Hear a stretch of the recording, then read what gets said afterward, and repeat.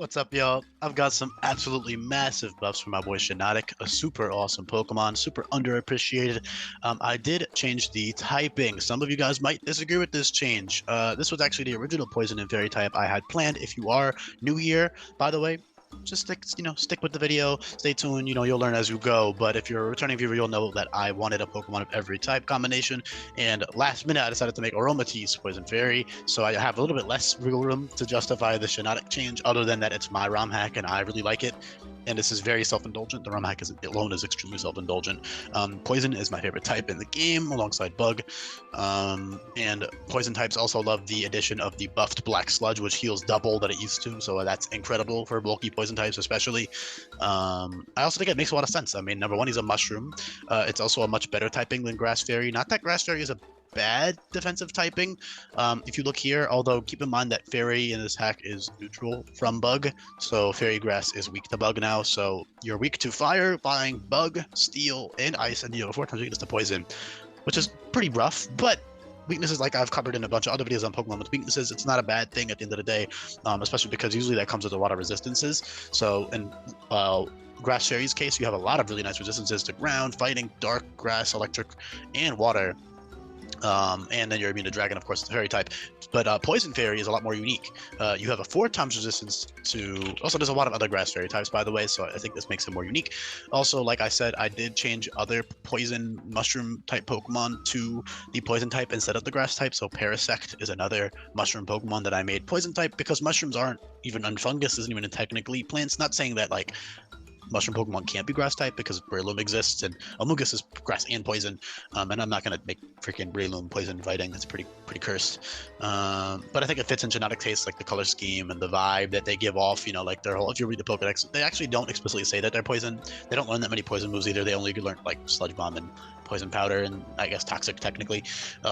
So I'm not trying to say this makes the absolute most sense in the world, but it's really fucking cool. It's my ROM hack. I kind of don't give a shit if you don't like this change, because I love it. This is probably in my top 20 or even maybe top 10 buffs for the hack in terms of just how much I want to use the Pokemon now, because he's so cool. He has awesome abilities. Regenerator, very fitting for the Mushroom Pokemon. Parasect also has this ability, and then Storm Drain on Shiinotic is very cool. Poison Fairy that is immune to water, and Dragon, of course, is a really nice asset to have. But as for the typing itself, you do resist Grass, Bug, Dark, Fairy, and then you have 4 times resist to Fighting, which is pretty great. You only have 2 weaknesses to Ground and Steel, so that's a big significant improvement over the 6 weaknesses that Grass Fairy has now. Not that weaknesses make a Pokemon bad, because Grass Fairy does have a lot more resistances than Poison Fairy, but Poison Fairy has good resistance nonetheless, especially to Bug. That's a big one. Resisting First Impression is a big deal. 4 times resisting Fighting is a big deal. Then Dark Fairy, Grass are also good resistances. Also, I lied, it has 3 weaknesses. I miscounted. There is Psychic as well, so 3. Still a very reasonable amount, to be honest.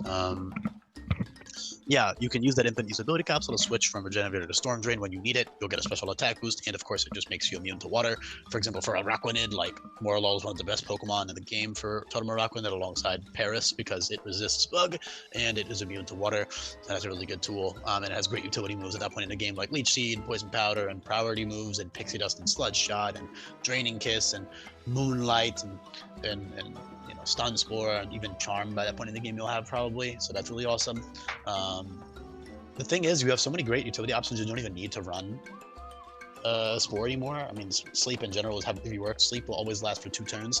However, on a Regenerator Pokemon, it's pretty great, because what you can do is you can Spore, then you can Parting Shot out the next turn, and you'll still have 1 turn left of Sleep to abuse, assuming that a Pokemon in front of you outsped you the first turn.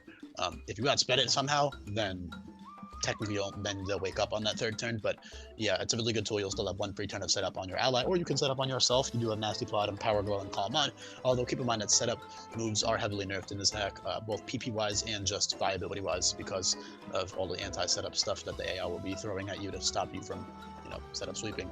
Not that it's unusable, especially if you're not doing a Nuzlocke, then you can totally set up and kill 3 Pokemon before you die. But a Nuzlocke, I would say setup is not the most optimal way to play for most fights. Of course, there's always going to be exceptions. Yeah, the stats are a bit on the higher side. The power levels in this hack are pretty high, so I just really like Shiinotic. So I figured, give him 515. I think 500 would have been more reasonable. In a regular ROM hack, 480 would have been reasonable with you know, a little bit less HP, defense, and speed F, and probably a little bit less special attack. But again, this is like a ROM hack where all the buffs are pretty overtuned. And so, I don't know, I just think it's really nice. It also separates them more from Aromatisse. They are less physically bulky than Aromatisse, but they have Regenerator, while Aromatisse has to rely on Fur Coat for physical defense. So Aromatisse is bulkier overall, but no Regenerator, which is a big deal. No Strength Sap, that's a big deal. No Leech Seed, that's a big deal. No Will-O-Wisp, that's a big deal. And also no T-Spikes. I gave Will-O-Wisp to Shiinotic. I think it fits their vibe pretty well. They're like this illuminating Pokemon. Other Pokemon that are Grass type, actually, like, you know, Trevenant and Gourgeist get it. What did I say? Gourgeist get it. And Shiinotic's not even Grass type anymore, so I think Will-O-Wisp was totally fine.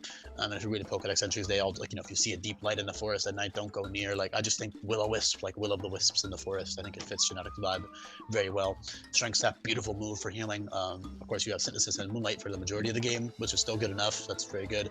And of course, you have Regenerator.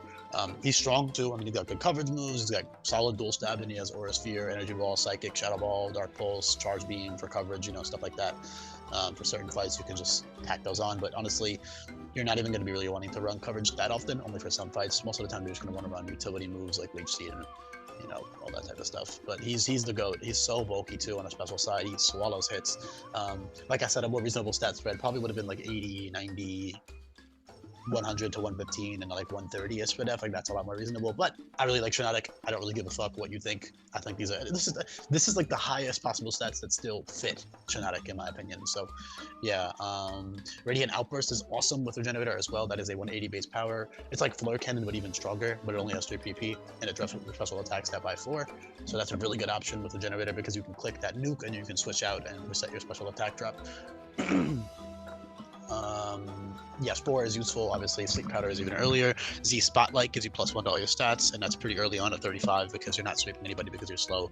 So it just makes you. It's basically like a Calm Mind that also gives you Spidef. Sorry, it also gives you Fizdef, and it takes up your Z move slot, and it's also a useless move. So it's pretty fair to have that early on. I wouldn't even say it's worth running in most cases, but you know, it's fun, and you could probably cheese like. Probably kill a couple of Guzma's Pokemon or something because you do resist bug, and that Fizdef boost would help. But in general, he's just a GOAT. I mean, Wish passing with Regenerator is good. Toxic is really useful in this hack, especially since it's not a TM anymore. Charm is really good with Regenerator, and then of course you can just swap on Storm Drain. Storm Drain makes a lot of sense. Number 1, because they used to be Grass type. Number 2, because they had the abilities Rain Dish in the normal games. So I think Storm Drain is very, very fitting, very, very useful option over Regenerator for certain fights. You just ability capsule it on, like I said. Neuralize is a move that's it's like kind of an exclusive move that only Sun Pokemon get, and that makes you excuse me, that disables the move that the opponent used for, I believe, 15 turns, which is like almost permanent in game, you know, because the AI is not going to switch out or anything unless they have a switch move.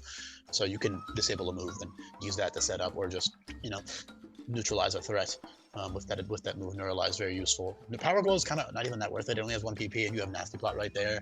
That's reteachable via TM, which is why I put Power Glow pretty damn early at 43. But like Power Glow Trick Room could be a funny little meme with Strength Sap or Draining Kiss or something. Like, you could totally do that. I'd say Draining Kiss Power Glow is pretty solid too. Again, with that buff Black Sludge too, like, you can just slap on Power Glow and probably just live for a while, assuming that they don't have anything super effective on you, which they might for some fights and they might not for other fights. It depends on who you're fighting and what they have, you know.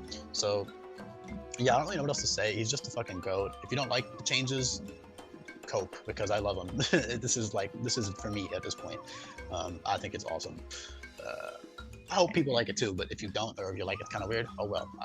This is one of the, it's kind of like Electros, where like I don't give a shit because it's cool, and I think it makes sense personally, enough sense at least in a hack like this. Yeah, I could talk about a few other things, but I think I'll leave the video off there. Do make sure that you check out that Google Sheet in the description below. There's a very in-depth guide to all the move buffs and changes. There are 600+ of them, but honestly, I should probably save my breath, because if you're listening this far into the video, you probably know that already. And if you don't, then now you know. Check that out.